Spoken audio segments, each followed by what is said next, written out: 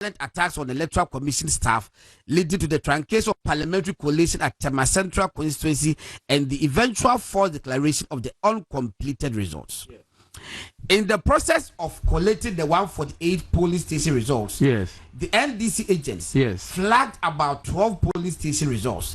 These were set aside for collation to continue. The flag results were then revisited and resolved, remaining only the last three. The three police station results in contention were Babubudino. The NDC agents and their party leadership and supporters insisted that we should set aside the results of the three police stations because they were not signed by the presiding officers and declared their candidate Ebi Bright as the winner. We, however, disagreed with them and insisted that once the individual results were the same, we will add them and declare the results. We added C2 Nokai, and it was left with 2 police stations. At this point, so coalition center. In the first place, any supporters they should not have been at the coalition center. Senkadia nanka military na police for near armor. Now normally what the cost will want say parties in the carbon copy, a copy of on sheet ba. Normal compare police station 1 we did the same, police station 2 we baby away also we agent and sign issue on they are 20. We are near Obia can one sem no ya reconcile. I don't know issue no watch him we Canadian na we open na ya resolving na we. Now we can be bia wa hani we no.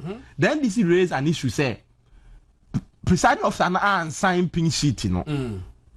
Enti omunyintum. But at least if nothing at all, court to cry say the non-signature of a presiding officer it does not invalidate the result. Once more the same copy in there, correct. And we're correct. What I said. So at this point, they started threatening me and my staff that we should not add it. In fact, Obodi Roxin, the fear my pop kept threatening me throughout the coalition anytime he quoted the law and disagreed with him. And I disagreed with him. I kept insisting that if they had any issue, then they should seek redress from the appropriate court after declaration. They, however, said they will not wait and seek redress in any court anywhere, and that I should set aside the 3 other polling station results and declare their candidate as winner. One of their national executives by name Basintali started inciting their supporters who had massed up TO and invaded the coalition center with chanting and revolutionary songs. At this juncture, I said if they were not going to allow me to add the rest, then I was stopping the coalition and refer it to the superiors. This did not go down well with them. Then Basintele came up to me, heckled me, and held my hand that I should declare their candidate the winner by force. How? I managed to release myself out of his hands as some of his supporters were about to pounce on me. Tio, College Center. The police then quickly whisked me into one of their offices. Some of my officers and our materials were also secured into the office. The NDC supporters who had massed up at the regional police command then started attacking the police to force themselves into the room where I was kept to deal with me. The police decided to dress me up in police attire to disguise myself and escape through a window at the back. But their supporters were gathered at the back too, so they had to bring me back into the inner room where I was kept. In the course of time, Commander made me to speak to the chairperson and the IGP, in which I explained the situation and my position. They decided that we truncate the process and refer it to the head office. After the call, the regional commander asked me to come out of the inner room where I was kept into the outer room and inform the few people inside about the decision of the commission. Present among the NDC leadership inside the room were Hannah Bisiu, Roxin Defiamepo, and Basinteli. When I told them that the chairperson has asked that we should truncate the process and refer it to the head office for resolution, they said if the Mensa is supporting me not to declare, then they are going out to tell their supporters and we will see what happens. After they went out to their supporters outside, the agitation and tension escalated to the extent that they attacked the police at the entrance of the room and destroyed the glass door. Some also threw objects towards the room, leading to the breaking down of some glasses windows. All these attempts and attacks were aimed at me because I had failed to grant them their illegal wish. They were chanting and threatening outside that they were not going to leave unless I came out to declare their candidate as winner. As the situation degenerated, things were getting out of control.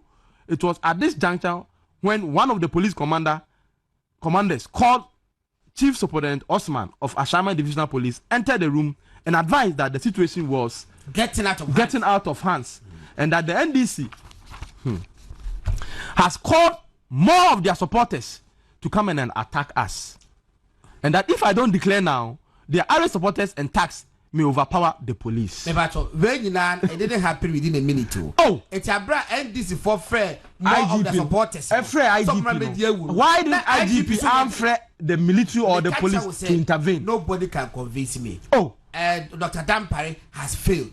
Yes, this operation to a abysmal. Yes, it was therefore better for me to declare the results so that our lives will be secure and saved. At this point, I was so terrified and traumatized, and I told my colleague officer for Tema West, John Nunu, to tell my coalition officer to get the results and give it to the returning officer, Kwesi Brobe. Declare without the 2 polling stations. However, he could not locate the returning officer of his deputies. So I asked him to declare the results, and he declared Ibi Bright the NDC winner. After the declaration, all their array supporters jubilated and left the premises of the Tema Regional Police Command, thereby de-escalating the tension. I know, I'm jumping the other one. I know it was not right for me to do that, and that I should have at least referred to the chairperson of the commission, the IGP, to the Regional Police Commander. I was, however, in serious distress and traumatized by the ongoing events that Outing Street. I had no alternative than to succumb to their illegal demand. My life and that of my officials and that of even the police and the media was at stake. I basically decided to choose life over legality. I'm sorry, but I had to do that to save the situation and save lives. It is, however, my humble opinion that the declaration was illegal because it was not done by the returning officer for Tema Central, Kwesi Brobe, who is the one issued with the rate of election and therefore authorized to declare the parliamentary results for Tema Central. They can quite we can order police as say how now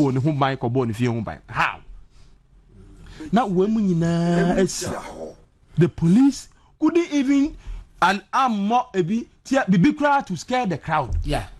Second that's that for her to combat my side way. And I see many of the coalition centers. Many when she attack a police station. As a video see now. I'm a police commander Kronokra or Yare. Oh.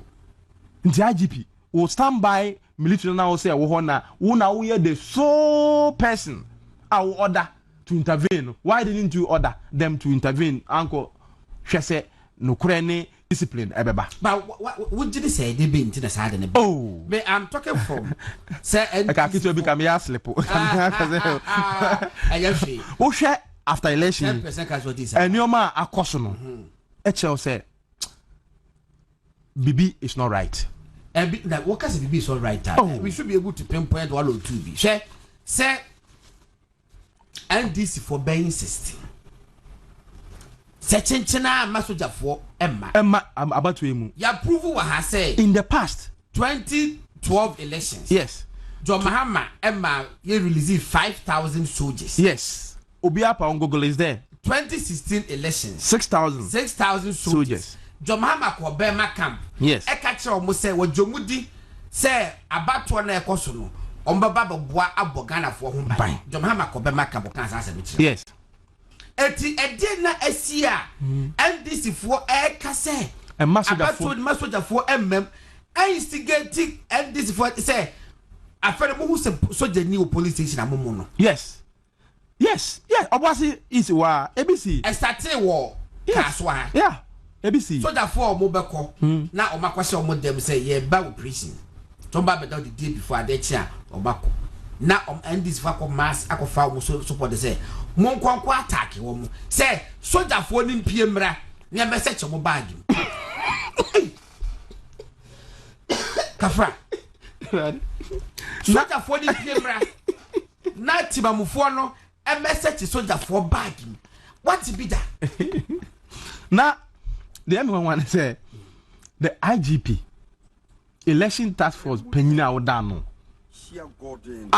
unim say at every time bia BBC police military ditio eba behwe now for the first time obi afrew say ade ami komunie one can only the only decider one decided say oh ma extra force bi kura akoboa no protect omo life allow NDC mama ye de omo pe bia e wo ho it is so far no fa pa na IGP ebetimi aka kire Ghana for say ahana anodin etimi ma soldier force omo kwanko nowhere etina na no nowhere and you thought to say the police can contain it. It is so this is you see Yamaki the performance of the police is so abysmal, more than less than 40%. And it is on the hands and the head of the IGP. Now now police no task force no penny for no. I feel the Democrat lobby say momo and now no mo meye papa. Okay. But you see it will be strange say the top NDC be ma o matena no NDC go mo nyi ni na o mama watena ho nti wo ye wadwuma well videos be brave ho yi bebre at so but you know the course of the week no yi bebre ama buso fo mu na mo mahwe bi ha I want to read 95.9 mo san share movement television so program din di betrim if I be gotten asarbedi akon postmortem of election 2024 and yeah no security wise ya hwe security ho nsem wa ma to say ya hometi ma men kwa say yenko opinion post na ye den unim say unza ya kra ya predict bia amem yes but osha na smart sapon no mu nyina no na o kire se turn out ne basro a onokra no ebeko run off but one small point asani about opinion poll no MPP phobia so ediabro sound please MPP for every time I say you see those who are talking no omunye din so because we do know say ebi mu ebi agenda but of course let me also state this Oma say almost started Dr. Baumia 2028 no almost Dr. Baumia too early Dr. In fact too early stop all this any Oma adesa kasa omo ye adesne agenda no they are evil and they don't like MPP too early you know kwadi because Dr. Baumia see ko be san denji ko lusu kura mpo na obenya bia catch so obi a officer say but oni bibia nyina so e kire say e be na hu sa ampa okay say the ye can say yes yeah until some party ni betena se aye the inner behind the scene commodie ni evidence because some of them some can be one evidence of course party ni be compile ni na no hu no so okay ade e course ni no you cannot say you are so who can say ya no man yes I intend na anhwe ni entia 10 out e ba ye a uba 28 kura enye e na omo so omo kasa no blemu ebinom no say uye wiase we so ma onyanko antwa enkro anwo so untwa edu enti say wo say wo do DMB ne MPP in enti wo di ya ne bone ama na lose people also do you in to say the alachemate ye na dwen say one man anado any president 2008 and 2012 and they won't be on so and okunya 31000 and was between Ashanti yes una wo chese we Ashanti ni just enti amanfo nto ombo wo ye obi agenda wo dey behind the scenes ye wade jai kasa wo kasa obi so be kire mu de mo ye enti a e ma party ni lose ye na MPP koto aba na wo ye MPP ni etimi frɛ obi a wonye MPP ni yes candidate say kache o constituency na wo no MPP for a committee etweska bia de to say omo de ba be ya djuma wo constituency ne be ya wo wontimi wure election wo ho no etimi na be kache hwe hu yi na nipa kɔ so ada ne ho so ada nipa kɔ no ewi ni city no na dey such a person meeting bia MPP akoda bia wom bia no odi information odi be ko yes and bebre but akoda be win as independent candidate ya akoya djuma NDC kwa akoya djuma yes bebre va campaign ho kofu bebre na asembia ode no chairman Kuka na otaka enene na matenase o say Peter election aye ko yunim me dem hunu sen kofu bi won ma ka na team na omusa tetare ho keke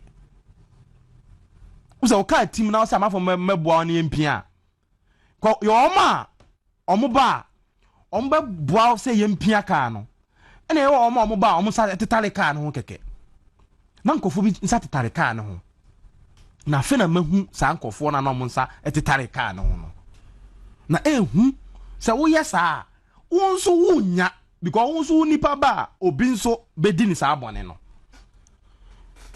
something is not right hwe wo hwe 2012 ahun unse national election there okoto a ya tuwi a results are candidate ni benya no normally enye party fo nko a ene eto abama nipa ne manya sa number no there kofo bi a wo nye party fo e bi a based on o message bi ana bibinti ena ombe gina so ahwe ho ato abama o ebio CDD aye report bi say about 4% of voters to about based on ethnic say we free her nti ebi mu so eche say even religion and so aye basis aye to aba but o share 2012 vote Akufo-Addo 9 over 5.2 million votes. 2016 vote MPP 9 over 5.5 million. Not 2020 over 6 million. Then 2024 Dr. Abenya 4 million. No. Yeah, no. Sa analysis no. You come see here.